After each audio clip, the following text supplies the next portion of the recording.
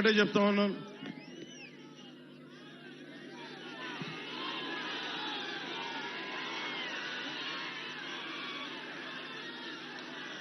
ఒక నిమిషం ఆగండి.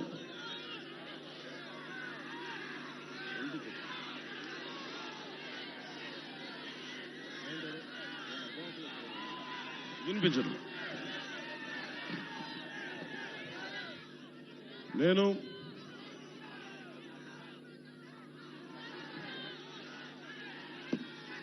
ఒక్కసారి నన్ను అసెంబ్లీకి పంపించండి ఆయన, ఒక్కసారి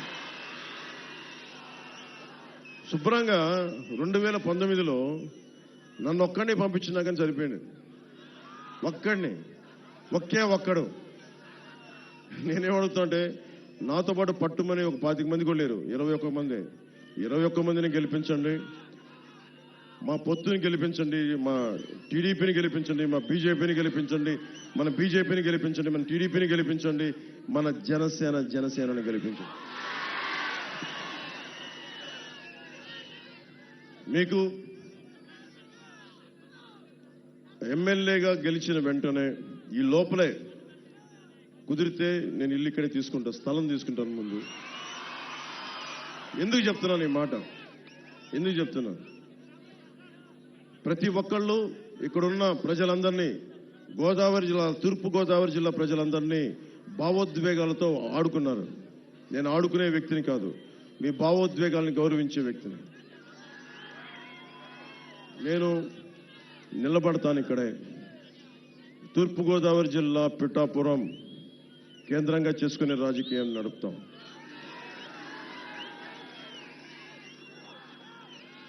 రాష్ట్రానికి మేలు చేస్తాం, దేశ ప్రయోజనాల్ని రక్షించుకుంటాం.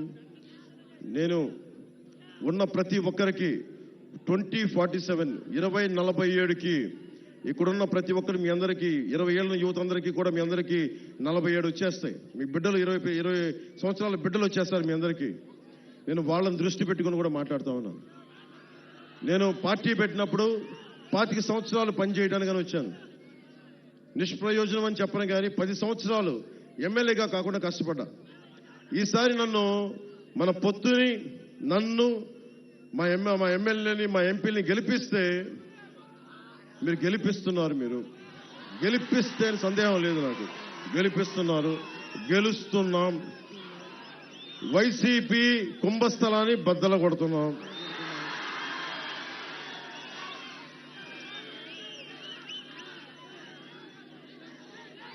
నేను ఎక్కువ మాటలు చెప్పను. సిపిఎస్ ఉద్యోగులకు కానీ, డిఎస్సి రిక్రూట్మెంట్ కానీ, కానిస్టేబుల్స్ కానీ, పోలీసుకి కానీ, రెవెన్యూ సర్వీసెస్ కానీ ప్రతి ఒక్కరికి కూడా నేను మీకు జవాబుదారీ నేను వహిస్తాను. మీకు 54 గ్రామాలకి నేను మీకు బాధ్యత వహించే వ్యవస్థను ఇక్కడ ఏర్పాటు చేస్తాను. నా సొంత వ్యవస్థను ఏర్పాటు చేస్తాను. డబ్బులు సంపాదించి నాకు జగన్ లాగా మైనింగ్లు చేసుకోవడం లేదు. మీ జీవితంలో చిన్నపాటి వెలుగుంటే చాలు. నాకు మనస్ఫూర్తిగా మీ అందరికీ పేరు పేరున ధన్యవాదాలు తెలుపుకుంటూ, జగన్ ఒకటే అడగండి, 30,000 మంది ఆడపిల్లలు, మహిళలు గుర్తుపెట్టుకోవాల్సింది. అమ్మ, 30,000 మంది ఆడపిల్లలు అదృశ్యం అయిపోయారు ఈ రాష్ట్రం నుంచి. చెల్లెమ్మ, అక్కమ్మ అని మాట్లాడే ఈ వైసీపీ నాయకులు ఒకటే అడగండి, 30,000 మంది అక్కలు చెల్లెళ్ళు వెళ్ళిపోతే నువ్వు ఏమైపోయావు, అప్పుడేమైంది అక్కమ్మ చెల్లెమ్మ మాటను ఒకసారి అడగండి. అందుకే మనస్ఫూర్తిగా వైసీపీ పార్టీ అధోగతికి పాలవ్వాలి, భారీ ఓటమి చూడాలి అంటే అది మీ చేతుల్లోనే ఉంది. నేను మనస్ఫూర్తిగా కోరుకుంటున్నా, జనసేనకి జయము జయము. టీడీపీ, భారతీయ జనతా పార్టీ, జనసేన కూటమికి జయము జయము. మీ అందరికీ జయము జయము. ప్రజలకి దిగ్విజయము కలుగాకని మనస్ఫూర్తిగా ఆకాంక్షిస్తూ, పిఠాపురం అన్నదమ్ములకి, ఆడపడుచులకి, అక్కచెల్లెలకి, పెద్దలకి పేరు పేరున ధన్యవాదాలు తెలుపుకుంటూ, ఈ గొల్లప్రోలు మండలం నుంచి నేను ఇస్తున్న ఈ మెసేజ్ ఒక పిఠాపురంకే కాదు, మొత్తం సర్వం రాష్ట్రానికి వెళ్ళాలని మనస్ఫూర్తిగా కోరుకుంటూ సెలవు తీసుకున్నాను. జై జనసేన, జై హింద్. వెళ్ళి చిత్తూరులో అమ్ముకోవాల్సి వస్తుంది. అలాగే మిర్చి రైతులకి వాళ్ళకి మార్కెట్ కావద్దండి శుభ్రపరచుకోవడానికి. అలాగే ఏ సమస్యకైనా సరే ఇంతమంది యువత ఉన్నారు. మీకు ఎన్ని పక్కనే కొత్తపల్లి SEZ ఉంది, ఎన్ని పరిశ్రమలు వచ్చినాయి, ఎంత ఉపాధి అవకాశం వచ్చింది ఒకసారి మీరు ఆలోచించండి. వీటన్నిటిని దృష్టిలో పెట్టుకొని మీకు వైసీపీ కావాలా కూటమి కావాలా అనేది మీరు చాలా ఆలోచించి మీరు నిర్ణయం తీసుకోండి. 2014లో ఆ రోజున వర్మ గారు ఇండిపెండెంట్ గా పోటీ చేసినప్పుడు ఆ రోజు నేను ఒకటే మాట చెప్పాను, రాష్ట్రం అంతా నేను ఎవరి పక్షం అయితే మాట్లాడతానో, ఎవరి కోసం అయితే నిలబడతానో అందరం కూడా జవాబుదారీతనం, అకౌంటబిలిటీ. ఈరోజు నేను మా కూటమికి టీడీపీ, భారతీయ జనతా పార్టీ, జనసేన కూటమికి నేను ఓట్లు అడుగుతా ఉన్నాను. మేము మీకు జవాబుదారీతనం, పవన్ కళ్యాణ్ మీకు అకౌంటబిలిటీ. ఎందుకంటే నేను పారిపోను, సమస్యని పరిష్కరించే దిశగా ముందుకెళ్తాం. పరిష్కరించలేని సమయంలో ఎంత సమయంలో పరిష్కరించగలం, మేము పడుతున్న ఇబ్బందులు ఏంటి, భవిష్యత్తులో ఏం చేయగలం, నేను మటుకు పారిపోను. వైసీపీ పార్టీ నాయకుల్లాగా నేనేం పారిపోను, నిలబడే తీరుతాను. నేను మాట ఇవ్వను. వైసీపీ వ్యతిరేక ఓటుని చీలనివ్వను అని 2021లో చెప్పాను.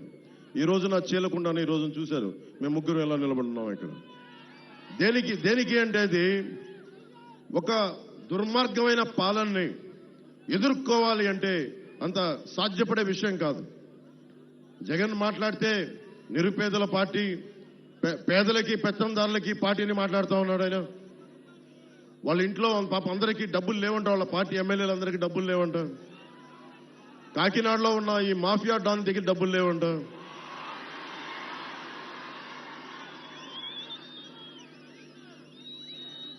నన్ను ఓడించడానికి చిత్తూరు జిల్లా నుంచి పాపం మిథున్ రెడ్డి గారు వచ్చారు. మండలానికి ఒక నాయకుడిని పెట్టారు. అరే పవన్ కళ్యాణ్ దగ్గర ఏమంత శక్తి ఉందే, ఒక్కడి మీద ఇంతమంది కక్ష కడతారా? ఒక్కడి మీద అతని దగ్గర శక్తి ఏముంది?